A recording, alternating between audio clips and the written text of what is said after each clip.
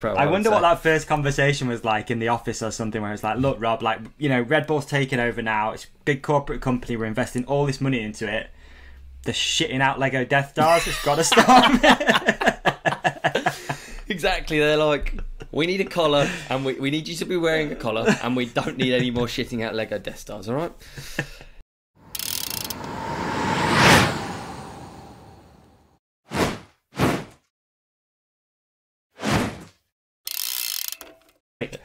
All right. Hasn't it just? TRC61, welcome to the show. It's good to be back. Davey, you look revitalised. You look rested. Yeah, bro. You do. You look ready. Say it. Say hot. You look hot. You look hot. You look tanned. Have you had your teeth whitened? Might have. No, I haven't actually. A few people have mentioned that, which is weird. You know what I think because it you're is? tanned. And also salt water, I think, might be a bit of a thing. No, you know, you reckon? Yeah, salt water in your mouth, like all those little grains, and you're like, you know, you're spitting it out all the time. I think salt water is a thing for your teeth. Look at me, there you go. Fucking You ever seen a surfer with yellow teeth? I'm going to drink some salt water then. No, it's a good point. It's a good point. I think it's been tanned. I don't know why you're wearing black. You're meant to wear like light colours, and then it makes you look so tan. I remember being a bit obsessed with tanning when I was young and single. I was quite into some tanning. You know what I mean? Yeah, I must confess, I did used to have some tinted moisturiser. Did you? Yeah, I only ever went. In fact, funny story actually. I bet your dick was well tanned. So much me time. Dude, how come it gets literally right? It's got one minute in, and we're talking about wanking. It's so annoying. Yeah, it's you. So years and years ago, my mate, a friend of mine who I used to work out in the gym with, used to go tanning. He used to go do the whole tanning salon thing. So I went with him once because he always looked good, my mate. You know, he's always like, he just looked Makes good. You look like healthy, doesn't it? Yeah. A tan looks good. It does look good. And you know, we're not in the 1800s where you're trying to stay indoors and be white. We're trying to be tanned. So I've gone with him this one time, and it's one of those stand-up ones. You know what I mean? So you go in there, you put a sock over your cock or what? It's a spray job? No, just a stand-up one. So you stand up, and then it's like neon, whatever it is, like lamps or whatever they call around UV, you. Yeah. So so I've gone in, like, oh man. So I've gone in. I've stood there. I've got the sock on the piece, and above it is like I guess like handles, so you can put your arms up, so it does underneath your finger. Oh, there you go. Yeah. So I put my arms up. Underneath there is pasty. Oh, yeah, heaven forbid. Heaven forbid. So I've put my arms up, and then because you can, I did a pull up on it. So I've got my arms up. I've lifted my legs up, done a pull up, and just pulled the fucking roof straight off it. Oh no!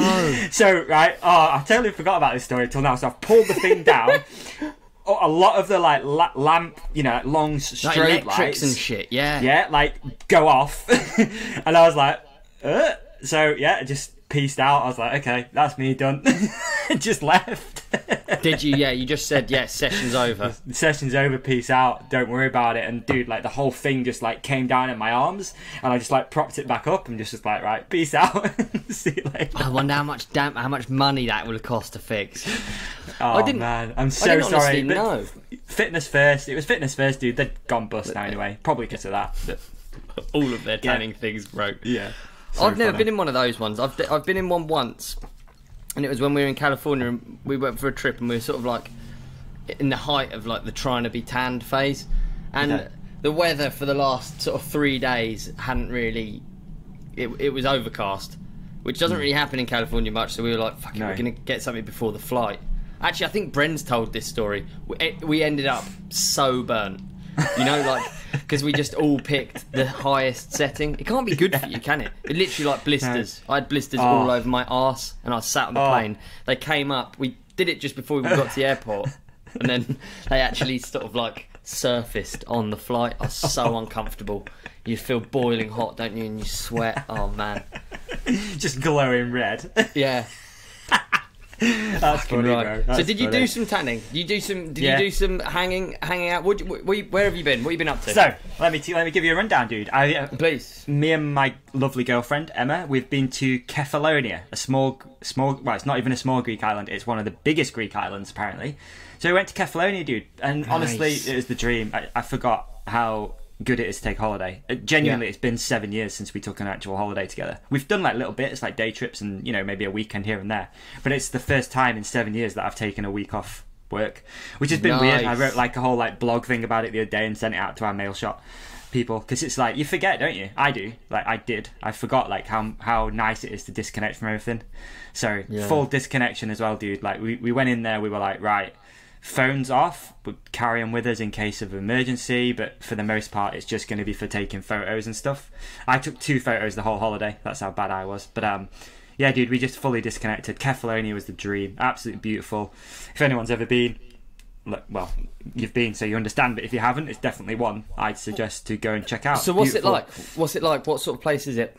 Okay, so it's Greek island. It was tons of history there, which I found fascinating.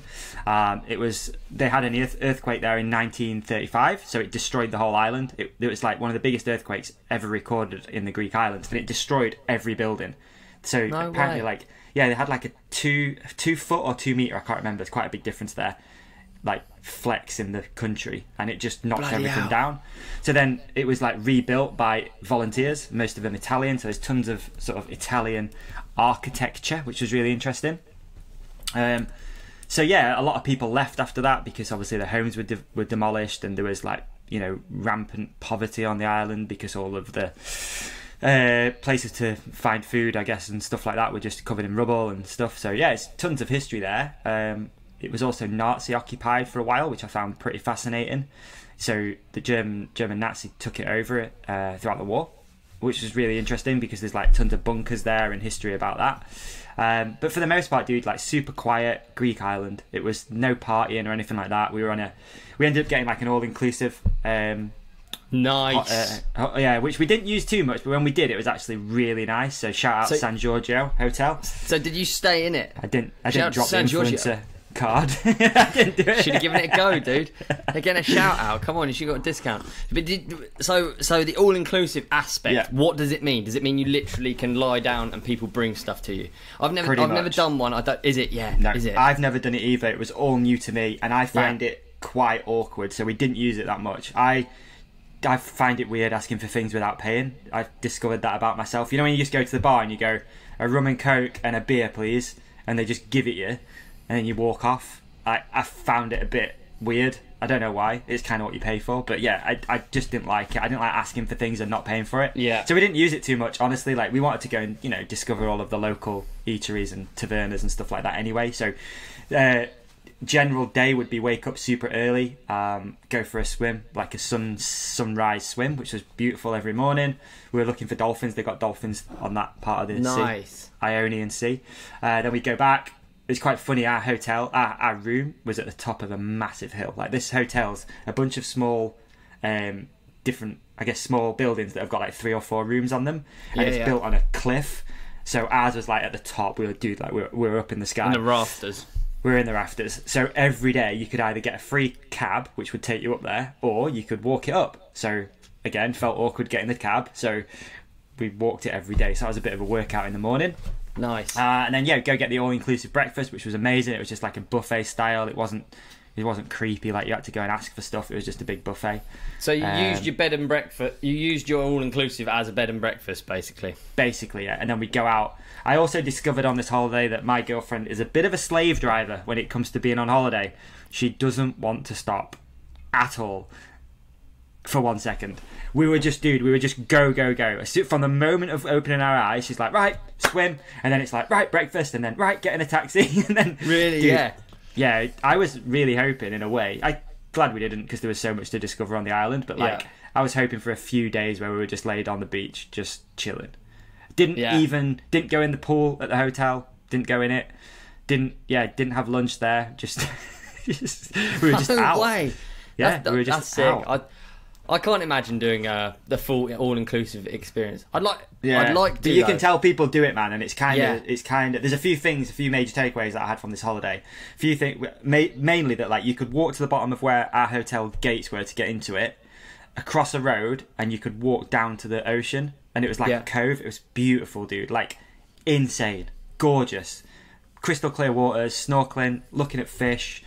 Like, it was beautiful. And we'd go there in the afternoon and there wouldn't be anyone there, but yet you walk up to the hotel which is a 5-minute walk to get to the pool, and there'd be like 100 people sat around a pool, and you're like, there's a beach like literally at the bottom of the road, and it's gorgeous, and you can swim in the ocean rather than swimming in a chlorine infested piss pool.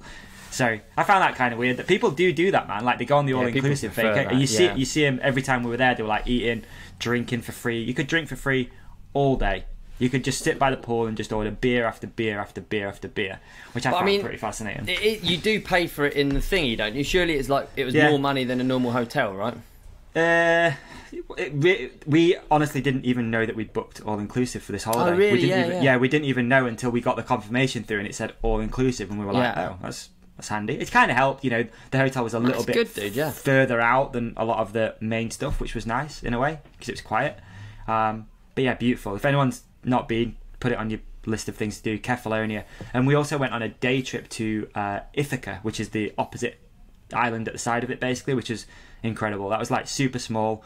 Went to a bunch of villages that had like one person that lived in them. There was one, which is the biggest one on the island, had 8 people living in it, and it was just beautiful, dude. Like, it's really nice just to disconnect, do a bunch of thinking, and without getting too deep. I think when you're in the rat race, and every day you're up working.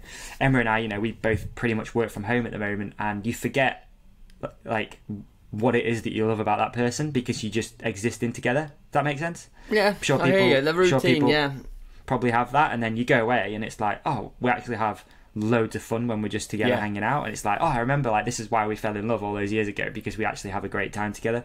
So that was really nice, just to go and like rediscover that a little bit. Have you watched Mamma Mia? Was it like Mamma Mia? I haven't watched Mamma Mia, actually. You haven't watched it? No, me neither. No, me neither. Yeah, you've seen it. You fucking sing along, motherfucker.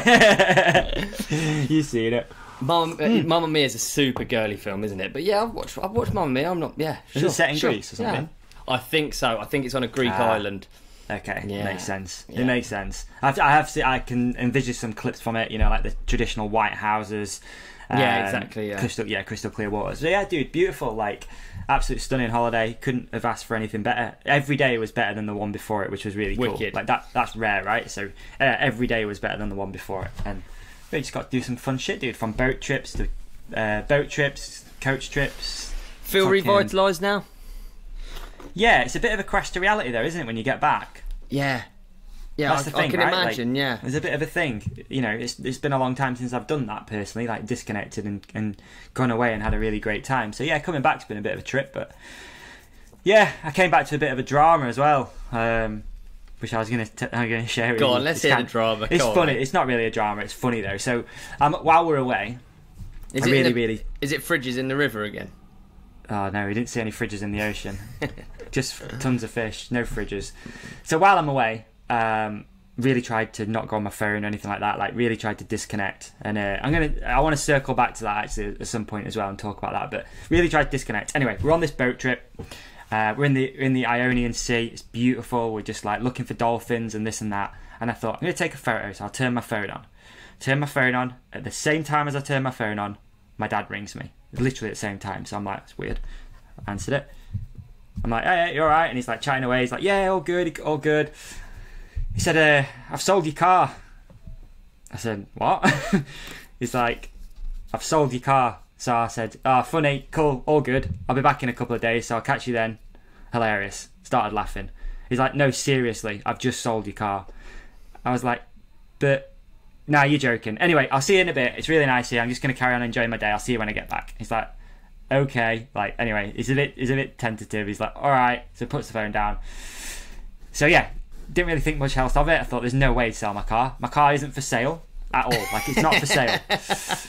It's not for sale, dude, at all. There's no inclination that I wanted to sell that vehicle. It's the sports car. It's become a fucking part of the podcast family.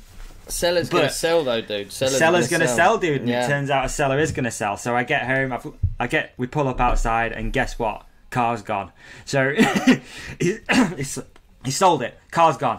So I rang him up, and it's the first time, and I'm not proud of this, it's the very first time I've actually been a bit pissed off at my dad. In all of my 35 years, this is the first time. He sells your car, what does he expect, you know? Yeah, so he sold my car. So I've got back, and I'm like, right, well, I can't go anywhere because I've got no car.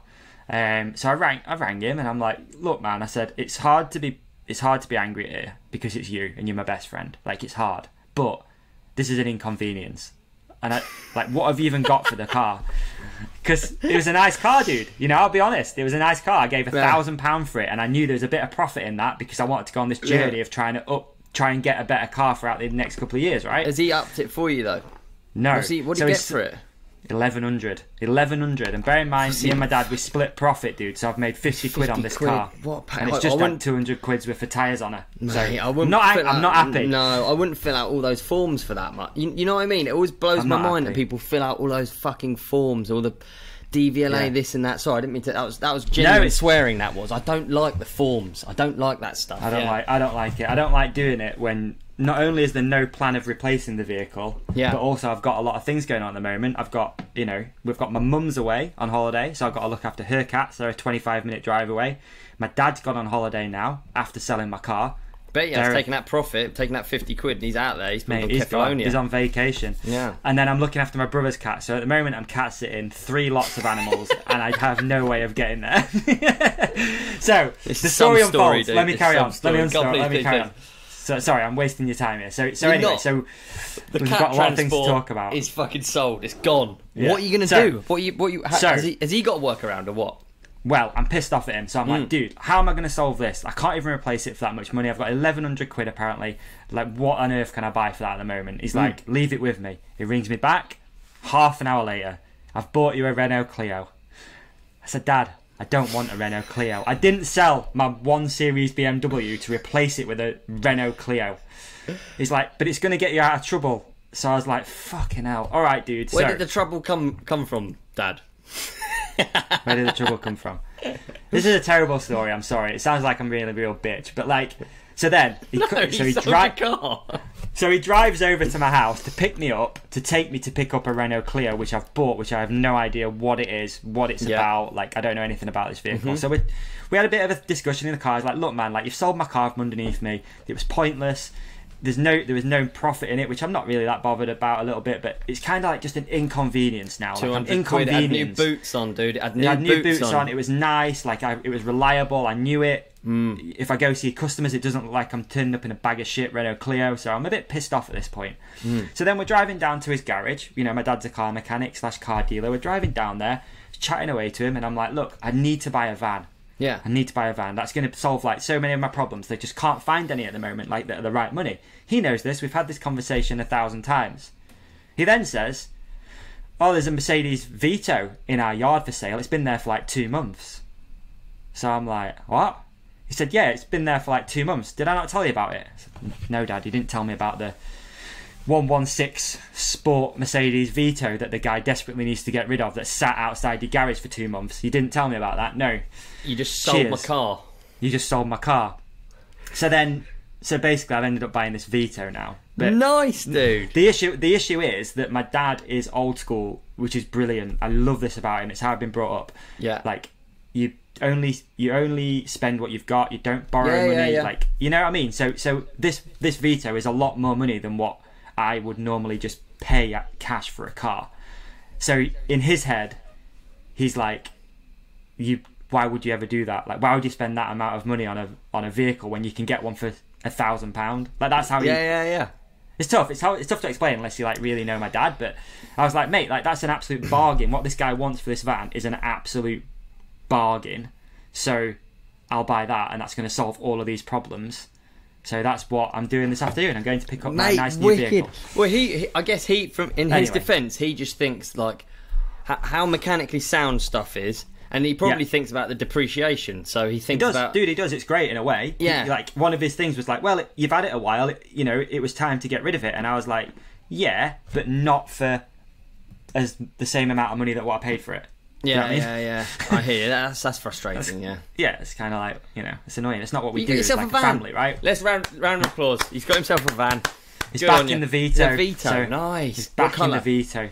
Black, dude. It's dope. Like, we've pulled up at the garage to pick up a Renault Clio, which I don't want, and there's a nice black Vito Sports out there. Dream. What year are we talking?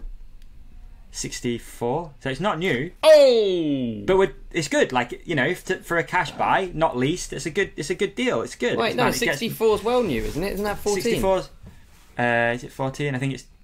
Yeah. Yeah, 14. Dude! So we've come a long way from... yeah, it is what it... Anyway, it's not like about the money, it's whatever, but like... I don't know. It's just a weird one with my dad. He doesn't understand buying stuff like that. He doesn't, it's not like that. We've not been brought up like that you buy expensive things. So Dave, even you've if got it's a not that van. expensive. Next up, the Ride Companion wrap. Yeah, maybe. You can get it wrapped. Maybe. I don't know if you can wrap over like rust, but yeah, we'll figure it out. Is she rusty? Yeah. What needs doing? I honestly can't remember, dude. It's been stood for like 2 months, so I'm gonna go meet the bloke shortly, hand over some money. And just see what it's like, but it sounds legit, dude. It's less than 100,000 miles on her. You can't complain at that. It's fantastic. It's got the wheels. It's got the chrome bars on the side. It's legit. Is it auto or manual?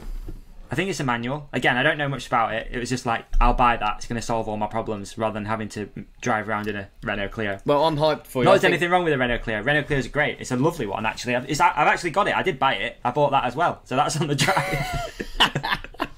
You've got a clear... Yeah. Yeah, clearly, it's quite a big event for me buying and selling a car, whereas for you it sort of doesn't seem to be that much of an event. It's every couple of days, couple of weeks sometimes, yeah. It's amazing. I just can't fill out those forms. They put me off. Filling out the forms is too much for me. The secret to that, Ollie, is you just say, can I keep the logbooks? I don't know whose name I'm going to put it in. I might put it in my girlfriend's, and then you just keep it and don't send it off. Is that so? Yeah. That's what you do. Or you send it off as a trader, which I can do because that's my dad. Because you know that you're going to flip it and you're going to get rid of it straight away. Yeah, so you don't want. Yeah, sometimes you don't want to add another. You don't want to add another name to the logbook, do you? You don't want another owner. You want to keep it low. See, all of this I need to learn. Yeah, all of this. So yeah, anyway, it is what it is. It's a long story. Apologies for boring people. Anyway, I want to circle back though to what I was talking about disconnecting. Disconnecting and being away. It was a real eye opener, and I'm sure you've experienced this yourself, mate. When you go away and you get away from things, and you notice, unfortunately, how addicted to phones and screens people are. It is terrifying. It's terrifying. We did, like, there's a few examples I've got, especially from the hotel we stayed at breakfast, lunch, if we did lunch there, which we did once, and dinner, how many families are sat staring at the phones and not even talking. It's terrifying, dude. And also, one of the major ones for me, right, we did this boat trip along the, basically, like, it was a boat trip tour guide thing, so they're pointing out things on the island as you go past, looking for whales, looking for dolphins, crystal clear waters, massive super yachts around because loads of rich people go to that island to like hang out and stuff. We've seen like some huge yachts of famous people and stuff. Yeah, so there's a lot of scenery, there's a lot of things to take in, and there was 2 young boys on the boat trip, probably around 12, 13, who didn't look up from the phone the whole time. Like the whole thing. I mean, it was like probably like a 3-hour trip. Yeah. And all they did was sit and stare at the phone, and it was like really, it really makes you think, dude. And I wrote a little thing, sent it out to our mail shop people about how important it is to disconnect and how crazy it is to see people that are so immersed in it. Yeah. That they can't even disconnect. And I struggle, like everyone. Like I have my struggles with it. You know, we talk about it a lot on here, I think, social media and stuff. But I think it is something that you need to keep being mindful of because... Yeah, it's good to, yeah. Especially when you're on holiday with your family, dude, and people are just literally sat. And it's not like... So we had a really good example where we sat at the side of a glass window. So Emma and I are at one side, outside, enjoying the sun. Family sat on the inside. So you can see what they're doing. And it's not like they were sat doing emails or anything like that. They're all just sat scrolling. Just scrolling, not talking. Yeah. And it's like, it's sad. Like, it's sad. It's like, what are we doing? Like, what has life become where that is our existence, is we're just sat around dinner tables all staring at phones? Yeah, so, I think it's definitely, if you've grown up with it as well and you don't even see it as weird, I think it's the first... I think it's okay to be aware that you use your phone and that you're a bit like I'll wake up and I lie in bed sometimes and look at my phone and I think, fucking hell, this is... It's like I'm waking up having a cigarette. I might have a cigarette. I'd have a cigarette and I'd be like, I shouldn't be doing this, but I'm doing it. I feel that way about my phone. I'm looking at it, but I'm just like, in my head, it's like I'm reading the newspaper. It's like the one thing I can do that doesn't involve me getting up, waking George up, all of those things. Yeah. But I'm aware it's bad, but I still do it. And I think just being aware it's bad even is... Yeah, maybe that's bollocks. That's the thing. Maybe that's bollocks. You could drink first thing in the morning and just be aware it's bad and just be like... Chin chin. Yeah. I don't know. It's just interesting, isn't it? The more you think about it, you know. Again, we've sat on beaches and watched families just on the phone. It's just like, look how beautiful it is. Like, look up, you know, what did we used to do? Airports are a big thing as well, dude. You go through the airport and every single person feels like just sat on a phone. Fucking right, though. Get me on my phone in the airport, dude. Really? Fucking I like people watching, bro. Like, I'll just sit there and just be like, yeah. I really am mindful about it now. I really do try my best to be like, no, just sit and just be bored. Or yeah, I hear you, but then for me, no, I don't know, because be bored isn't necessarily... See, I don't just think phones are bad, full stop. I think if I'm on a fucking train, you better believe I'm going to look at my phone. Do you know what I mean? If I'm on a boat looking around Kefalonia, no, I'm not going to be on my phone. Okay. If I'm doing something that's better... If something's real, I know that you do miss out on like those sort of like accidental good things from people watching in an airport on stuff like that. But also, a phone is kind of good. You can connect. You can connect with people. You can do work. You can do other stuff. Totally. I feel like I've got like rules in my head. Yeah. Do you know what I mean? I've got rules. Oh, dude, I'm not as militant as what I'm sounding. Like I'm good at talking a good game a lot of the time. If I was on my own, would I have been on my phone? Maybe. If I'm with Emma. No, we were like, no, let's just like sit here and chat and, you know, look around and eat snacks and like, I don't know. Yeah. When you're with someone else, it's always weird. I mean, as a general rule, if you're with someone else, for sure, don't go on your phone, eh? Like, imagine it right now, because you see it all the time. I look over at my friends. Imagine if we did it on this, like you said, like, imagine. You'd be like, oh, sorry about that dead space. I zoned out a little bit there looking at some stupid Instagram post. It's like, But anyway, I'm just mindful of it, I think, even more after being away and disconnecting, because you do feel, personally, I feel a lot more clearer after I've done that stuff and, you know, not as caught up in bullshit and this and that. So, but at the same time, I need it for what we do. You know, absolutely. There's something weird about doing it outside.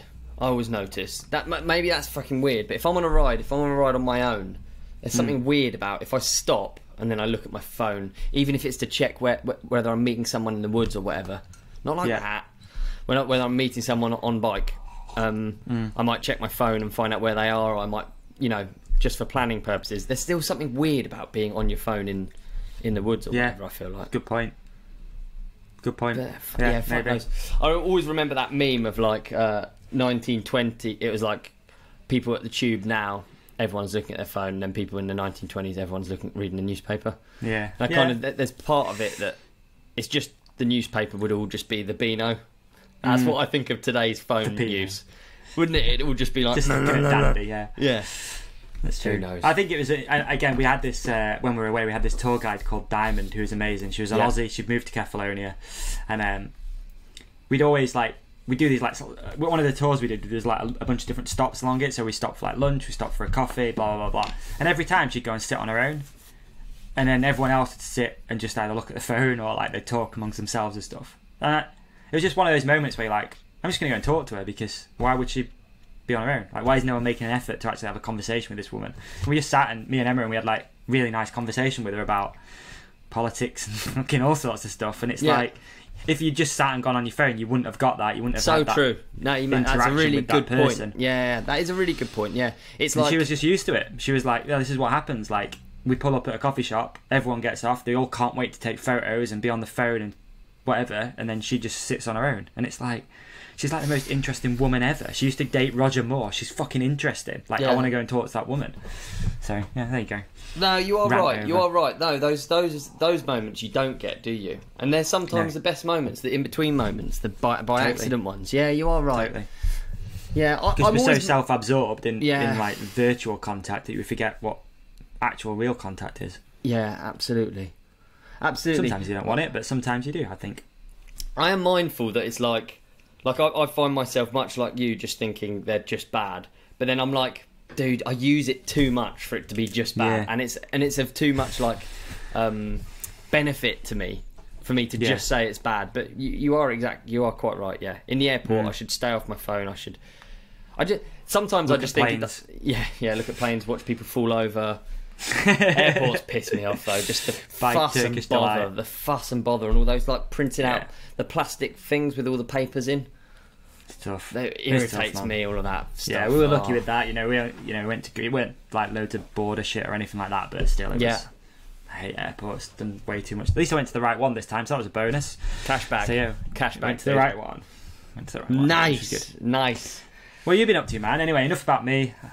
No, appreciate the time away. It was nice to bank a few episodes though, weren't it? It was nice to have a few done, and we were just like we've had like 2 weeks off, really. It was. It feels weird, doesn't it? It feels like it feels like the weeks that we've had these fill-in episodes. It feels like I'm missing something. We've had too much to talk about. We've missed World Champs. Luckily, we're recording this straight after the last round of the World Cup. But World Champs seem. This is the problem with. Again, all of these phones. World Champs is now kind of old news. A little bit, isn't it? Like, we've moved on from it. If you look at it as if you're trying to find the results on Pink Bike, it's old as fuck news. It's about 10 swipes down. Yeah, it's done. Forget about it and move on. It's so true. I tried to watch I'm kind of gutted. Go on. I tried to watch it and I ended up on the live timing. So I watched World Champs through live timing, which is how I used to watch every World Cup. But man, it's not quite got the same ring as Rob Warner. Do you know what I mean? Red Bull TV. It's not quite got the same. No. It's not as captivating. But what can you do? Did you watch it? Should have savoured every moment. Yeah. No, I didn't know. It's funny actually. I mentioned it at breakfast when we were eating breakfast in the hotel, and I was like, "It's World Champs today. It'd be kind of cool to sit and watch that." And Emma was like, "We're not watching World Champs while we're on holiday." And I was like, "Yeah, all right." Okay, boss. Okay, boss. Okay. No problem. No, we're going to walk 10 miles in 35-degree heat. That's what we were going to do.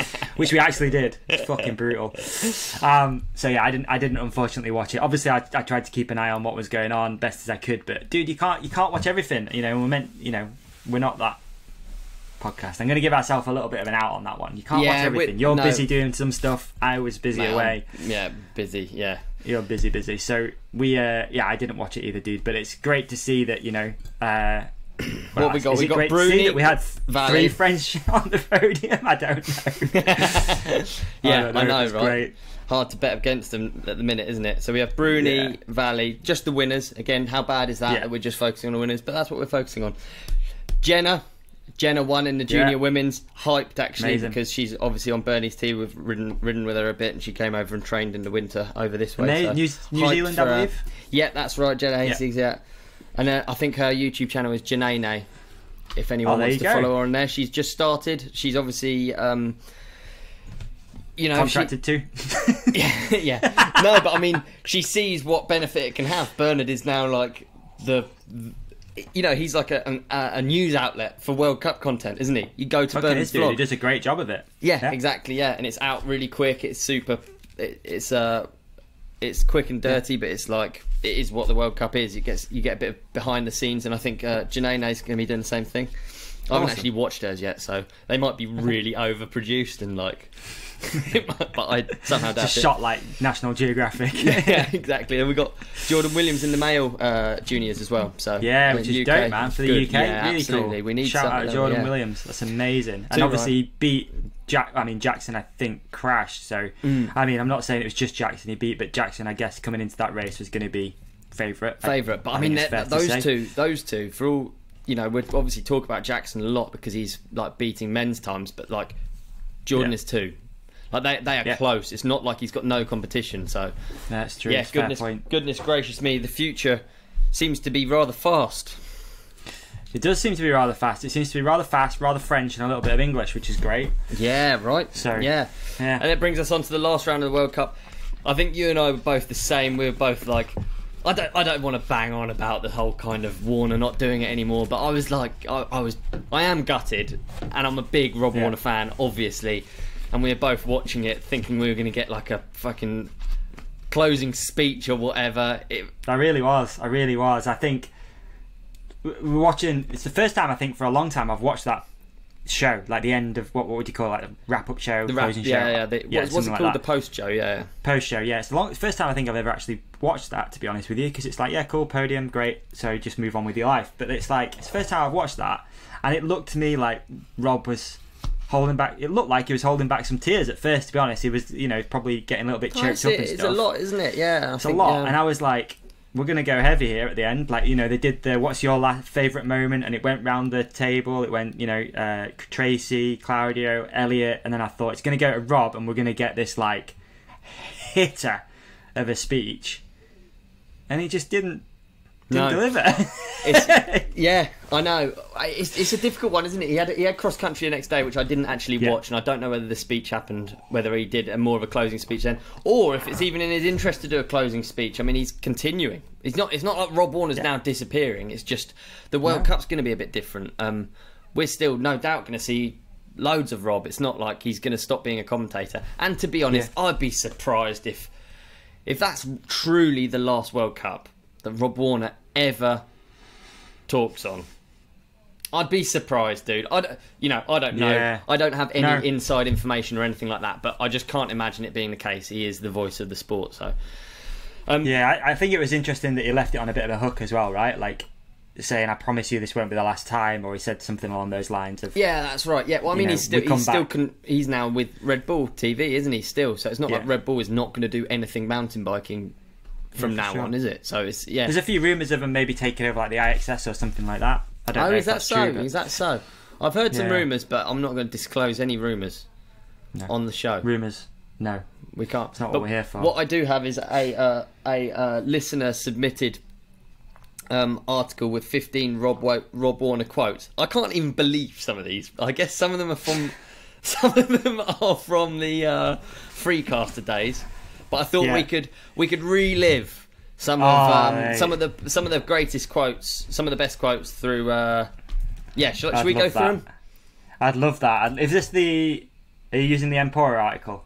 That's right. Yes. Yeah. Amazing. Okay. Do you want me to send them to you as well? We can let's just. It's all right. I have it. You just go for it, mate. We'll freestyle this. Well, yeah, it's quite good too, because actually each one of them, some of them I have memories of. And some of them I don't, if you know what I mean. But I think Rob probably didn't have memories of some of them. Yeah, true. Do you know what I've got? I've actually got a better one here. Actually, Davey, I'm going to send it to you because the Empora one's funny because they've made it into motivational quotes. But yeah, it is funny. Okay, have you got a better one? I've just sent it to you. Yeah, I think it's a better one. Okay, I got it. Yeah, I got it. Okay, I like it. Right, so we've got look at the time. God. How did he get away with some of these, dude? Do you think we're going to get away with them? Yeah, I don't know. We should go through them anyway. It's fast. It's good. Yeah. So look at the time. How can Danny Art sit down with balls that big? Like that was the race run that everyone remembers. That was unbelievable, wasn't it? I was actually there, stood in the rain. Bren got fourth at that. No way! I didn't know that. Yeah, I was there, stood in the rain. So I actually only saw it when I got home. I was actually But that's actually iconic sports commentary. Sports, not 100%. Just mountain biking. That is iconic. You get sent that from your auntie. You get sent that from, and also it kind of summarises how much good commentary can do for a moment. A sporting moment, for sure. Because Danny Art could have just won that, but it's nothing without Warner and Pagey losing their minds. You realise it's like the sport naturally builds up because you're moving towards the fastest time. But I wonder if there has been times where an iconic moment of sport has happened and the commentators fluffed it. You know, no doubt. They must have done. You could really screw things up, couldn't you? If you just say the wrong name or you say something. Too right. Yeah, but you're right. Mate, that was the synergy of wasn't it? Run versus commentator and hype and condition. Everything was couldn't have been better. Perfect synergy. I don't know how many views it's got, but I imagine it's crazy, and it's obviously hats off to Danny for putting together that run. It was insane, and the whip was insane. It was everything. It was the conditions, everything, but. Fucking hell, yeah. Sorry, I keep looking at that and then I just laugh. So, okay. What? He's on a rampage like a dog with two dicks. I don't know who this is about. It'd be interesting to find out. If you know, then say. And please comment below. Yeah, comment below. Yeah. He's as loose as a clown running through a minefield. We might have... He looks like he's shit a Lego Death Star. Where did he get that from?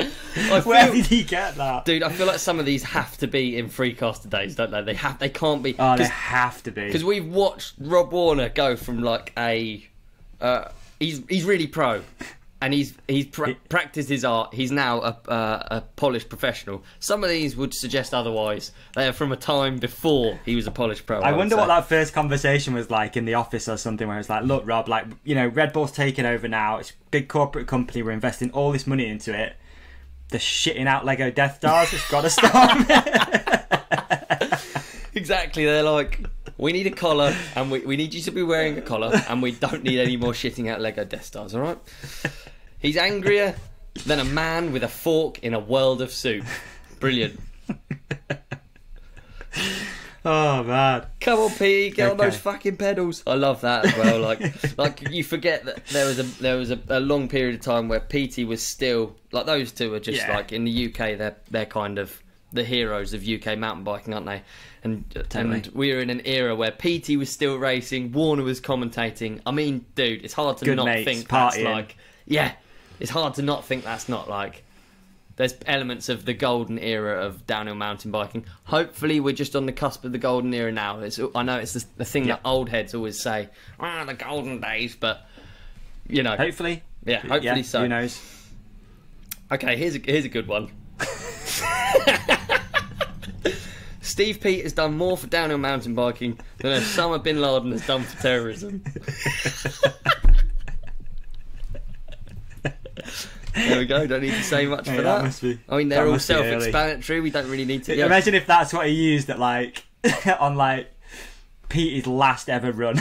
You know, at the end of it, he's like, yeah, that's what he says. And it's like, fucking hell, Rob. Like, you can't use the clip for anything. Oh, too good, man. I love the idea of like the post-production meetings as well. They're like, so, great show, loved it, loved the energy. You know, like the bloke at the end of the table, loved the energy, loved it. Really felt we ramped up the energy. Couple of points here on the paperwork. I've got the Death Star. We're going to have to talk about the Death Star. The mention of Osama bin Laden and terrorism. If we can put that on ice, if we can pump the brakes on that, and touch base. Oh man, classic. He hit the deck harder than an old lady on a cruise ship. Let's whiz through some of them. Okay. He actually said that in the last round. I loved it. He did. And Claudio pulled him up, right? Claudio was like, "You've used that one already." He did. Yeah, I was like, "Fucking shut up, Claudio. Fucking let him have it." That's as popular as a ginger-haired stepchild.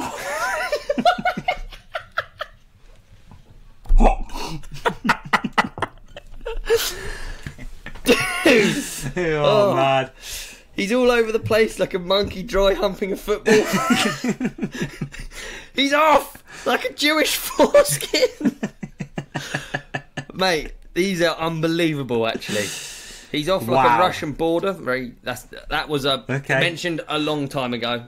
Not that it wasn't about, you know, it wasn't like 2022. That one now. No, indeed.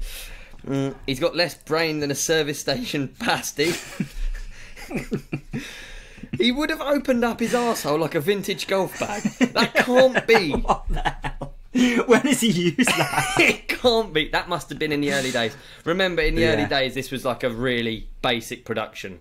It just goes to show how far it's come. I love looking at Was he always out there, do you know? Was he at the races, or was he in like some studio in the UK or something? I think he was at the races. He was always there. I think he was, in like the porter cabins. But obviously there wasn't anything on...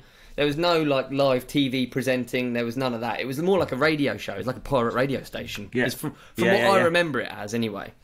Because I remember Freecast came along and it was just like, wow, what it is to watch a World Cup. Like, I've followed World Cups for years before Freecaster, and like, this is a rad sport when you see it live. Because I remember Alex Rankin did like decided where the cameras were. Media was like part of it as well, right? Yeah, I think so. Yeah. Should we carry on? He's gone down harder than the US economy. Topical. He's going to wake up feeling like his neck took a Viagra. That's ugly. I can't even do that one. I can't even mention it. I can't even do some of these on our podcast, which is arguably the gutter of mountain bike content. Where the hell does that come from? Brilliant. There's some... let's go on. You can do it. There's Sam Hill. He called the winged assassin Thunder from Down Under. I actually didn't know that. Giathan, the Vulcan bomber. I think of Giatton as the Vulcan. You know, like Really? Yeah, I think of that as his nickname, and that's because of Warner. I haven't thought of why, but yeah, it's Warner, isn't it? Ben Cathro, just the world's tallest man. Anyway, yeah. Oh man, brilliant. What is that? He has gone down faster than one of those French breast implants. Unbelievable, some of these, aren't they? They're too good. All hail Warner. Yeah, thank you, Rob. Absolutely. Big thanks, Robski. You're the man. You're the man. So yeah, the last round. That brings us on quite nicely to the last round, which was a hell of a race, dude. Hell of a race. Oh, I just want to add, actually, from World Champs, there was a poster made, Beney, Tiger King poster.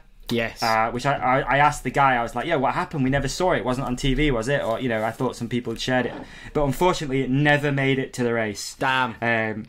The poster, basically, they got to the boarding gate to get on the flight. Yeah. And the dude's 4-year-old daughter's passport only had 4 days left on it. It was 4 days short of the 3 months. Right, so the poster, so they never made it to World Champs. They ended up going to Jersey, I think, instead. There you go. Isle of Wight. They just went to Isle of Wight instead. So doesn't matter about the passport there. There you go. Isle of Wight. The poster was on the Isle of Wight. Poster was on, made it to the Isle of Wight. It's a good poster. Big ups. Yeah, we'll be getting that next year. We're getting a Tiger next year. For fucking damn sure we're having a Tiger in Surrey Hills next year. Should we actually do a round of applause for Bernard, actually? Because I think so. Let's have a round of applause. BK. Big up BK. He's put the work in, and it's finally amazing to see what momentum does. It's unreal, isn't it? So he's gone straight from back-to-back good results, and he's finished off with a real killer of an end-of-season stint, hasn't he? I think post hardline, good to get him on. Let's have a chat. Yeah, let's do it. Let's get him on, because you could. It's funny. He's been in this game for like 10 years or something now. He would have been on the World Cup circuit, maybe more. And then for it to finally come together, finally piece it together, work it out how it, Yeah, it's mad. It'd be interesting to know what he thinks that catalyst was. Where did that? Let's get him on. Click happen. Let's get him on. That'd be good. Man. That'd be good. No, absolutely. And he's ended up not only 5th at the last round, but also 5th overall. So he is the highest placed overall UK mountain bike rider. Of course, which is killed pretty crazy. I think I didn't know he was that high up in the standings. I mean, it makes sense obviously when you think about it, but I didn't realise he was that high up in the standings. So yeah, 5th fastest in the world, mate. That lucky number 5 comes in for BK. The BK Whopper deserves it. Unreal. I mean, they're doing something right. We'll get off his nuts in a minute, but obviously they've got world champs stripes, they've got EWS wins, they've got some of the biggest characters in the sport. The team's doing good. You're right, dude. It's a good looking team right there, isn't it? Just so a big round of applause for BK. What else we got? I mean, that track looked absolutely, completely disgusting. I couldn't actually. It's not often that it comes across. Every World Cup track is has bits in it that you don't really want to ride your bike down. But that track was, you could see it. I noticed Bren's just posted something trying riding down it on a trail bike. And it looked, Bren's how the fuck are they getting down here? Yeah. Which is saying something. But yeah, dude, I mean, I think there is murmurs definitely of it being maybe a little bit too gnarly. I know Wynn posted a few things on his stories saying that's, we shouldn't be having 5 people not starting because they've all crashed. That's right. Obviously, Greg had a massive one. A few rumours going around about could that be Greg's last race. Personally, I mean, obviously, I've got no idea, but I don't think Greg will go out like that. I think we'll see Greg back next year for sure. Yeah, so he's done 3 vertebrae, has he? It's all stable, but he's done. Get well soon to Greg. That's a shit way to end the season, isn't it? But I mean, that track is gnarly, isn't it? The whole way down, it's just the size of the hits, the unpredictability of the routes, and those routes when they were wet looked not fun. No, it just looks like dust, rock, and slippery roots. So it's just a combination of all different things that you can't trust. You know what I mean? There was no bit that looked easy. It looked just relentlessly difficult. And anyone who puts together a race run down that, you could see the relief on their faces when they reach the bottom. It's some sort of, it's almost like the same as hardline, where people get to the bottom and they're like, oh fuck, I'm just thankful to get down. It's different to putting together a race run where you're on the edge. Is an element of just getting down. It's sick, I think, at that pace. Yeah, definitely. Yeah, it was sick to see Gwyn. Like, Gwyn's run was insane. Like, it was... Wasn't it? I was cursing Gwyn's at the time. Gwyn, yeah. Oh, yeah, Gwyn knocked Beney off, didn't he? Of course, yeah. Beney was 7 seconds up as well, and it was like, bloody hell. Like, obviously the track was drying and stuff, and I was thinking, this actually could be the one. So, yeah. It was like...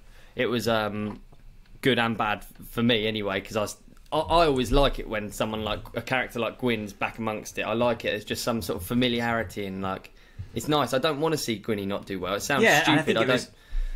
It was cool to see him and Dak Norton there, because you can see that team is starting to progress. Like, you know, they started off not getting those kind of results. Then over the year they've worked on development of bike and this and that. Yeah, and it's kind of cool to watch that, because they'll have gone into the season with all these hopes and aspirations of like, you know, we're going to get better results as the year goes on, and then last round it's like boom, there it is, there's what we've been working on. I think it's cool to see that happen. Yeah, you know, definitely. It shows that it works, right? Like staying in the game, keeping going, showing up every week. Absolutely. And it's refreshing as well. It's like it does get a bit much in any sport when there's a certain level of dominance, and I feel like we've reached that point with the French. It's like it's almost like it feels like a meme. It's like, oh, the French are good, the French are on it, the French are this, the French are that, and those guys are on it, and they are amazing, and any one of them could win. Like it's crazy how deep the talent pool is, because it's almost like you forget about someone like Vergier, for instance. I was like, fuck, that's all the Frenchies gone down. That's all the Frenchies have been past now, and you know, obviously I was like, I had a horse in the race at that point. I was like, fuck, Bernie's up there. I've got a horse in the race. I'm counting down the Frenchies, and then I end up forgetting someone as gnarly and as fast as Vergier. I don't know. I found that interesting. Yeah, you're right. And I guess it's, you know, certain elements you're like, oh, not that I hope he blows it, but I hope he just stalls in one corner. Yeah, that's exactly. it, innit? Yeah. Just one little stall, and you're like, yes, he's done it. 100%. Yeah, no such mistake from the French guy. He came through. No, hauling ass. It was a killer race as well, wasn't it? Because there was dude, we've had some hitters. We've had some real good ones towards the end of the year, for sure. And there was been a great season. Yeah, and there was like a variance in where people were making up time, and there was like, you know, I love it how a race progresses. It kind of like builds this story, and you end up thinking, well, there's no way this time can be beaten.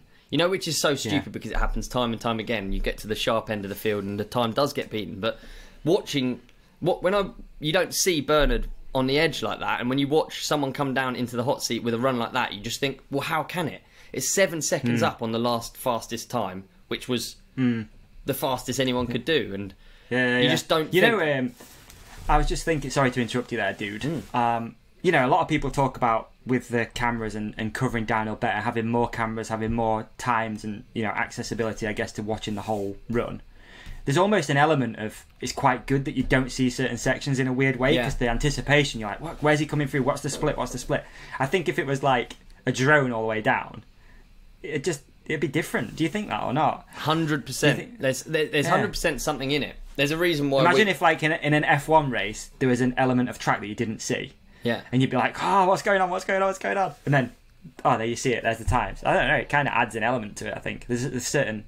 Oh, it does. Something about it, not seeing it all. But a live event that, if you could do a live event all on red cameras, all scripted, so that it's like switch to this, switch to this, switch to this. It is an element of that, but the live event makes you feel like you're there. It's not perfect. It's like, is a rider going to turn up? And you kind of, I always watch like a rock, or I watch like where the front wheel goes past a tree, or you know, or comes into shot, and I'll have a time. Regardless of the splits, obviously, I'd always try and like... Oh, in your head. Yeah, exactly. That's so where he was when he got to that rock. Exactly, yeah. And I think a bit of that is good. I think doing live events is quite a difficult thing. And especially on a mountain. Yeah, exactly, yeah. And it's easy to like come up with things that we want. Like, I just think the standings would be good, or I think like stuff like that would be useful. But then... Honestly, they do such a good job, and it does really build, almost to the point where I'd rather watch it from home than I would from trackside. You get to see more. It's great. Yeah, totally. Absolutely. Yeah, great event, great race, great season. Yeah. Props to everyone who took part and made it happen. Absolutely. And thank you to everyone at Red Bull for the last 10 or so years of what they've done. It's been amazing. And for me, like, that's kind of I guess in that 10 years I've really like got into the mountain bike world and scene. So it's been a big thing for me being able to tune into that app and just sit and watch it without any bother. It's been great. So props. Absolutely. So yeah, who did Val di Sole track take down then? It was Minar with vertebrae get well soon. Laurie had a big off. That was a moment on live TV, wasn't it? That was a moment where he didn't show up.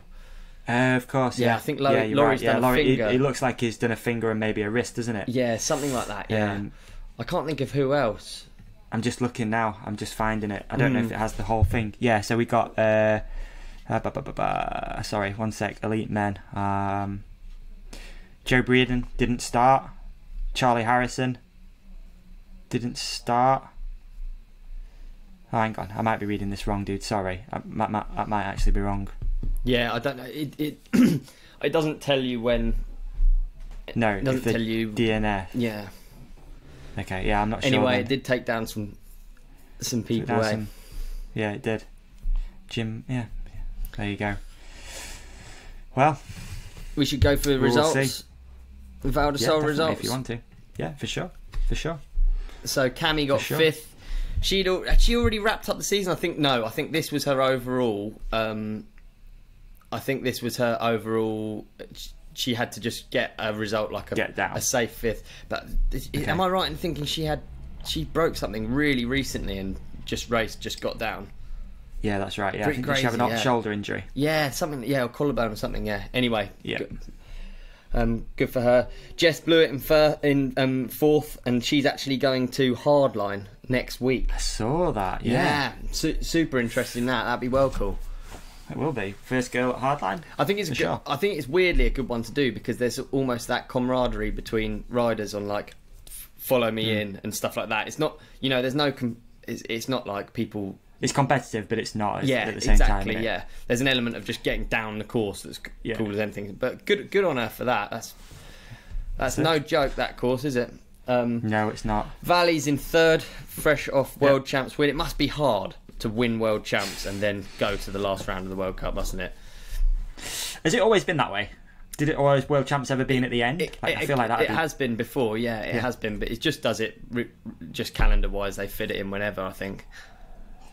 It's almost separate, isn't it? And obviously where it is in the world and stuff like that. But if you've got those rainbow stripes, it must be hard to then just be like worried about this.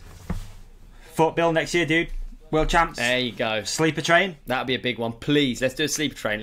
Should we book out a carriage right now for the podcast crew? That'd be a sick idea. That would be a sick idea. Let's talk about it after the show. And it just picks people up on the way up. How good would that be? Yeah. Fuck yeah, that'd be sick. Yeah. All right. Well, let's let's look into it and see if we can do a ride companion sleeper train trip. That'd be wicked. All right. Huge party. Huge amount of caffeine. Nina Hoffman in 2nd. What an amazing season for her as well. And Miriam Nicole in 1st. Actually won by quite a bit as well, by like a good 4 seconds. She won by. Oh yeah. She did. Junior women, we had Lisa Bouladou, Valentina Roa Sanchez in 4th, Janae in 3rd, Isabella Yankova in 2nd, and Gracie Hemstreet in 1st. Sorry, it sounds like I'm just reading them off, but it's worth mentioning all these people. I think it's too easy to skim over all of it, isn't it? 5th, Alex Francho, I guess you say it, in the junior men. Jackson Goldstone in 4th with his crash. Remy Meyer Smith in 3rd, Ryan Pinkerton in 2nd, and Jordan Williams in 1st. So Jordan Williams did a time of 3:35, so he's a full 10 seconds ahead of Ryan Pinkerton in 2nd. 3:35 is enough to get him, I'd say 6th, 1st in elite men. 3:30. Fucking hell, yeah, you're right. So he would have won elite men, Jordan, with his time. Holy, they're coming in hot, the kids. Holy. Mate, you'd be... Wow, I read it wrong. Wow, yeah, you're right. Quaking in your boots, wouldn't you, if you were like a...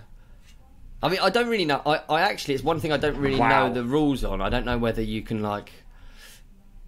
maybe they had a fresher track, blah, blah, blah, whatever. That is quite the time, isn't it? Yeah, it is quite the time, dude. It's Jordan Williams. At Jordan Williams, 17 on the gram. Jordan Williams, 17. So yeah, that was actually 4 seconds faster than Vergier's time. I mean, there's obviously there's chat about track degradation and all of that stuff that is valid, and I don't know what went on. I can't remember when the rain came down. All of that stuff all does play. It's not worth direct comparison, but still, it's hard not to notice, isn't it? It's very hard not to notice. So yeah, and then we've also got the overall standings. Should we do just the top 5? Yep. Top 5 women is Monica Hrasnik, Elena Farina, Nina Hoffman, Valentina Holt, Miriam Nicole, and Camille Balanche in first. Well done. We're just going to do the elite. Sorry, we're just doing the elite. It's all right. And then BK in 5th, Andreas Kolb in 4th, Finn Isles in 3rd, Loris Vergier in 2nd, and Anne-Marie Piron in 1st. Nice. Well done, everyone. Well done, everyone. Great season. Fantastic season, eh? We've got Danny Hart in 9th, Aaron Gwynn in 8th. We've got a couple of lorries in 6th. Dude, what a sport. It is so I still look at it this excited, actually. Like, just going through the list of on the overall, I just think, actually, there are so many people that can win on the day. What a rad sport. Yeah. Rad sport. Oh! Alarm's going off. Do you know what time what does that mean? That means it's 15 minutes till I need to get out of it and go pick a van up. It's time for listener questions, though, isn't it? Yeah, it is. Should we do some? Let's do some. Alright, let's do some listener questions. Alright, can we do a podium picks first? Quick one. No, dude, we're meant to do it when you come back, you knob. You don't get the idea of the alarm. You've got to go.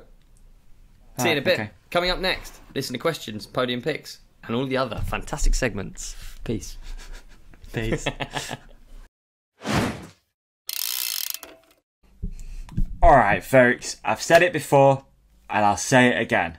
We only talk about products and brands that we really believe in on this podcast. And let me tell you, this brand and these products have become like a heartbeat to me. I cannot live without them. Of course, I am talking about Compex. Now, I've been using this, which is the Fix 2.0 massage gun, for a while now. It has got an ergonomic design. A rotating head helps reach the toughest areas. It's got a quiet operational motor. Speed adjustment on the back. It lights up beautifully so you can see it. It's got a battery life indicator around the edge as well. And it has 5 interchangeable tips. Of course, here they are. Some of my favourites. So yeah, I've been using this one recently though, which is the sort of like the pointy triangle thing, I'll call it. It gets right in there, especially like on the neck.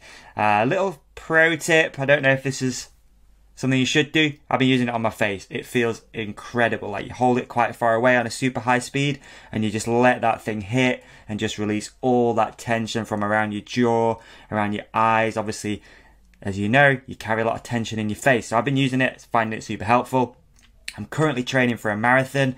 I'm trying to keep riding, trying to keep doing CrossFit workouts. So yeah, I'm using this thing religiously at the moment. And I couldn't be more proud to talk about Compex. I also just went onto the website to have a look at some of the features of the Fix 2.0 and noticed that they have a promo section, which is worth a little browse. They actually do a Fix Mini, which is like this, to be honest with you, but it's a little bit smaller, which is normally £170, but they're doing it at $99.99 at the moment. They got a back pain pack on there. They've got knee wraps for pain relief. They've got back wraps for pain relief.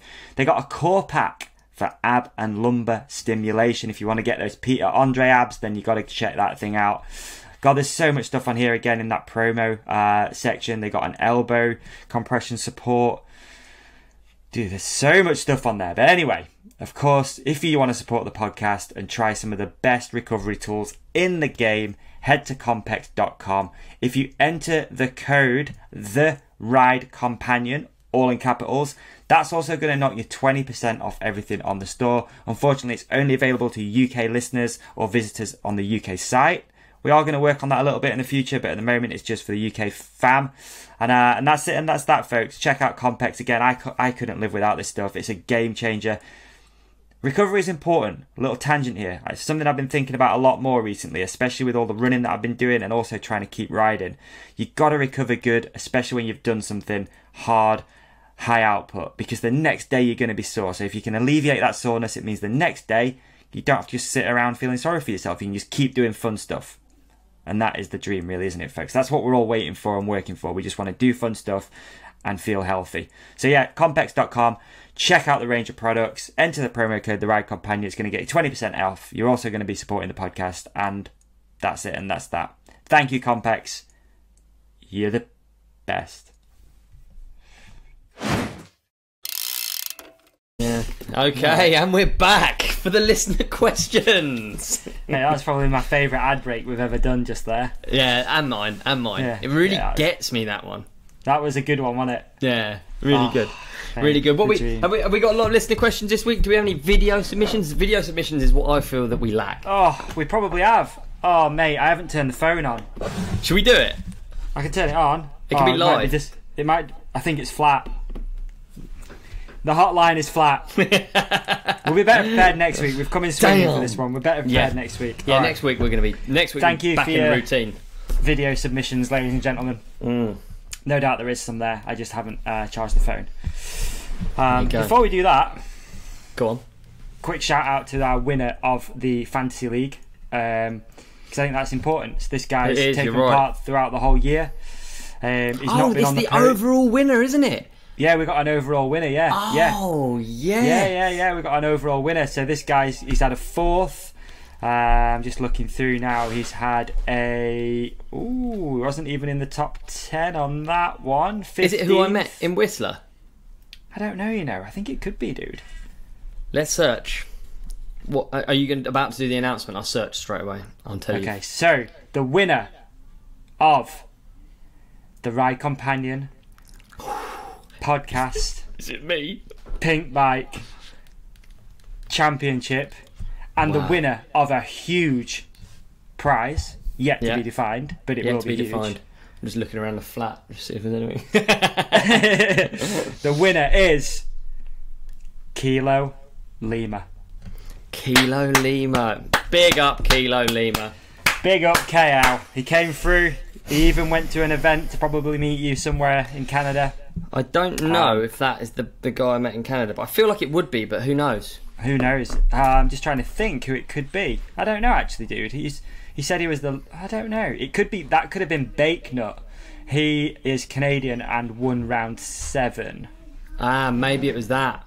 Yeah. Maybe it was that, yeah. I'll go through and figure out where we both finished, because I'm not sure if we're in the top 500, to be honest. We're not in the top, let's be real, we're not in the top 500, are we? We've got a visitor, actually. Have we? Sounds young. Rue, are you going to come over here? Come over here. Who we got? Have you had a baby? I've had a baby. Look who it is, the star of the show. Oh no, he's not up for it. No, he's running off. Stage fright. He's got stage fright. Exactly. Unlike his dad, father of the little boy. Never has stage fright. Here he is. And there we have it. Our guest for the day. Dracula hanging upside down in the background. Ridiculous. Hey, should we pause before the next question? Of course, let's take a pause. Really sorry, Davey. My apologies. You know, Luther Vandross and Janet Jackson said it best. They said the best things in life are free. They actually said, the best things in life are free. And on that note, I'm going to reiterate that fact for you right now, folks, with a heavy offer from our friends at Lacquer. Did you know a bike is stolen every 6 minutes in Great Britain, with 54% of thefts being from the home? Lacquer have a solution for you to get your pride and joy covered and ensure that you are not another part of a statistic. Lacquer were previously voted best cycle insurance provider. They've actually been voted that for 4 years running. Lacquer also covers your bike from accidental damage and vandalism. They also cover helmets, clothing and kit, because that stuff is expensive, as we all know. Your bike can be covered at races and events. It's also covered for third-party loss. So if an airline loses your stuff, Lacquer has your back. They also have no contracts, so there's no contract tying you down. I know for me, that's one of the things that's held me back with insurance in the past, having to sign up a contract for the rest of your life, sign your house away, a kidney, I don't know. These insurance companies get wild. They also offer 0% excess, no depreciation, so whatever you insure your bike for is what you're going to get paid out.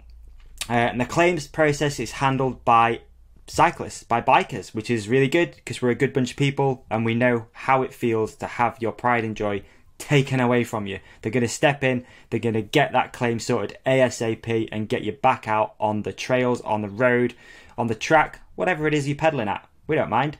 Now, all this sounds like one hell of a product, right? Well, we're about to make it even better. Lacquer are giving podcast listeners the companionship 30 days free insurance by using the code RIDECOMPANION30. To take advantage of this offer, just head to lacquer.co. There is a link in the show description already below if you need help. Lacquer.co, enter the code RIDECOMPANION30 and you're going to get 30 days free insurance, no strings attached, just how we like it. Thank you, Lacquer, and thank you, Companionship, for supporting our sponsors. They keep these lights on. Peace.